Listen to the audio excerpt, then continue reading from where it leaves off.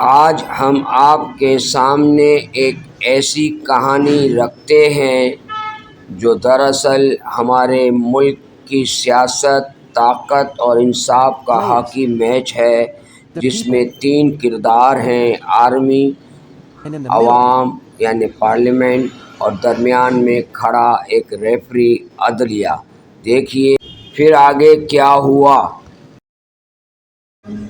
Hockey के मैदान में 2 टीमें आमने सामने थीं। एक तरफ आर्मी, दूसरी तरफ अवाम की नुमाइंदा पार्लियामेंट और बीच में रेफरी, जिसे हम अदलिया कहते हैं। सबकी नज़रें इस पर थीं कि आज वो किसको खेलने देगा और किसको रोकेगा। मैच शुरू होते ही रेफरी ने पहली हरी झंडी आर्मी को दिखा दी। आर्मी की टीम एतमाद से भर गई, जैसे मैदान उन्हीं के लिए खुला हो। दूसरी तरफ पार्लियामेंट हैरान थी कि खेल के असूल आखिर बदल क्यों रहे हैं।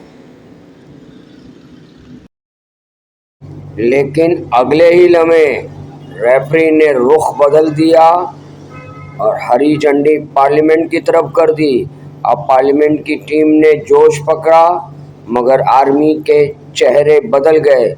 यूं लगा जैसे मैच में अब कोई मुकाबला नहीं, ताकत का खेल बन गया हो।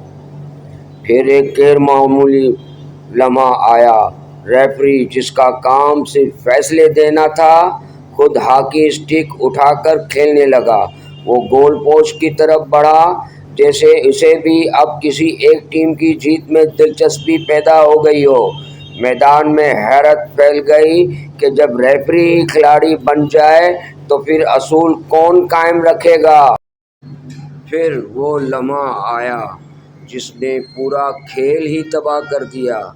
आर्मी और पार्लियामेंट दोनों ने मिलकर रेफरी को घेर लिया और गुस्से में इसकी टांगें तोड़ दी। अदलिया ज़मीन पर गिर पड़ी थी और खेल बेकायदा, बेरहबर और बेकानून हो चुका था। कहानी ये बताती है, जब खिलाड़ी असूल तोड़ दें तो फिर खेल नहीं, जंग रह जाती है।